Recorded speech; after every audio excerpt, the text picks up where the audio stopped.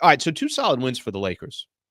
Listen, this is not I'm not gonna overreact and, tell everybody, "That's it. Lakers are going to the Western Conference Finals. This is the best team in the league. Boston's gonna get demolished by the Lakers in a 7-game set." I'm not gonna do that. Obviously, that would be idiotic too.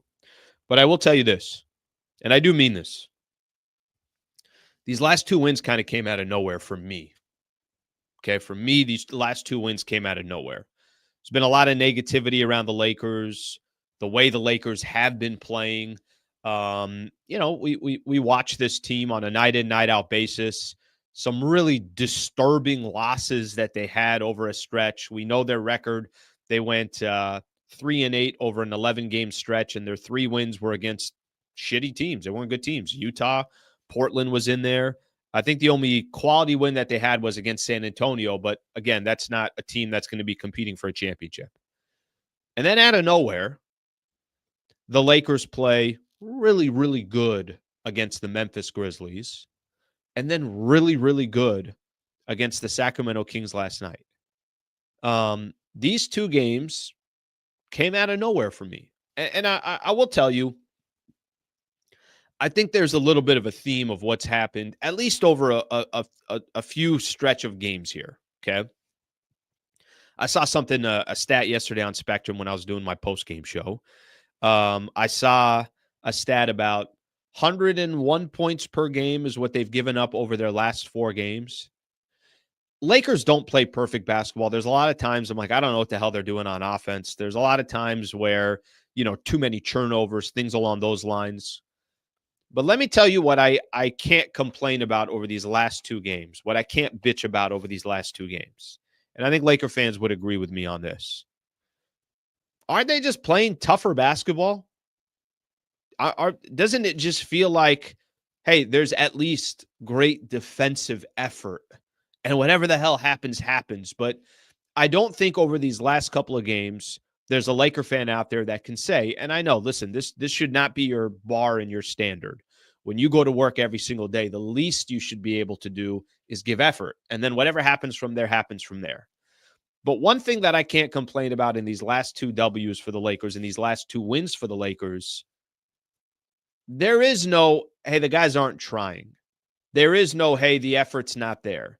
There is no, the guys are just trying to get their own shots and they don't give a rat's ass about the defensive side. That part hasn't happened.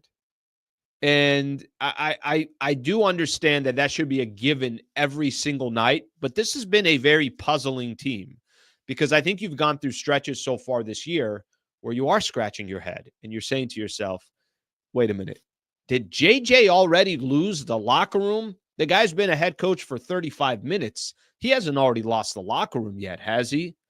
I think these last 2 games, how well they've played defensively is very, very refreshing if you're a Laker fan. Because at the end of the day, and I started my post-game show last night, and I was, pointing out some things. But listening to JJ, listen to LeBron, JJ specifically, Redick had said something to the effect of, you're going to miss shots in the league. That's going to happen all the time. Even the best teams out there in the league, the Boston Celtics shot 25% from 3 last night. They lost against Chicago. You can't depend just on your offense. Lakers are not, this unbelievable offensive team where they're going to put up 130 a night. And I would tell you, if that's their strategy to win, I'm not a fan of that. And I don't want to see that. But I do think where you can be in games every single night, you got to play defense. You got to get stops.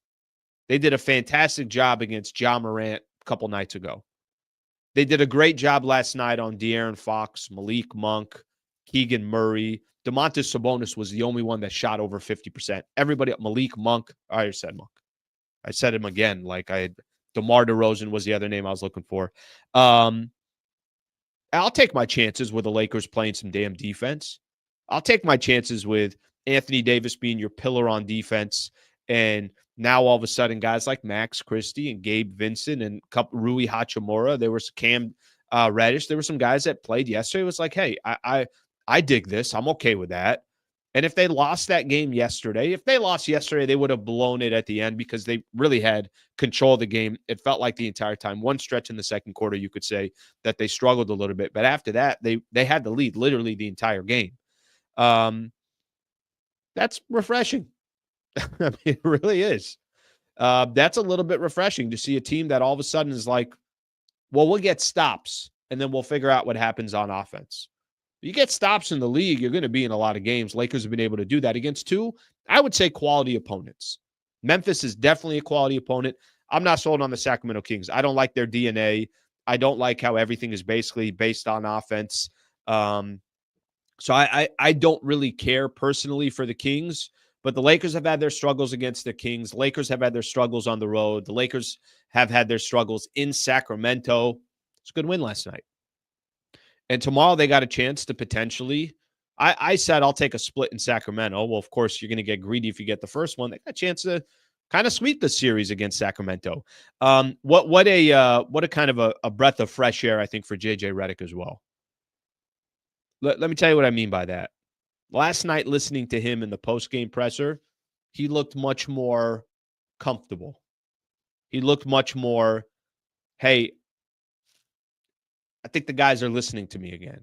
He looked much more, he didn't have to get up there and grab a mic and justify to a Laker fan base and a brand that's one of the most popular brands in the world and a fan base that is always unrealistic of what their expectations are. He didn't have to justify anything. We played defense. We were solid. We did it on the other end. Had a lot of guys give effort. You could have 7, 8 different guys contributed, and you walked away with a win on the road. So I'm sure for him, he can breathe for a moment. It feels like for him, not my perspective, not your, for him, hey, maybe the train is getting back on the tracks again. And the way that the Lakers played through those first 14 games of the season, there's a little bit of a reflection of that. And if people want to say, oh, it's just a 2-game winning streak, that's fine. You could do that. If people want to look at it and say, this is fool's gold, that's okay too. But I'm not here to predict to you what the next month is going to look like. What I'm here to tell you is they played shitty basketball for a long stretch. And for the first time now, really since the first 14 games of the season, you could look at the Lakers and say there's a little bit of an identity. They played good enough basketball to win, and they got 2 W's against, one quality team and one average team in Sacramento, but on the road. There was a Laker fan last night, so I'm doing the post game. I thought his comment was pretty funny. He said something to the effect, here we go again, Al. False hope. This team gets me excited, and then just when I think, hey, maybe things are turning around, they go back to normal. Listen, I think it's funny because I know exactly where you're coming from, and I know exactly what you're talking about. I don't have much negative to say about the Lakers today. I don't.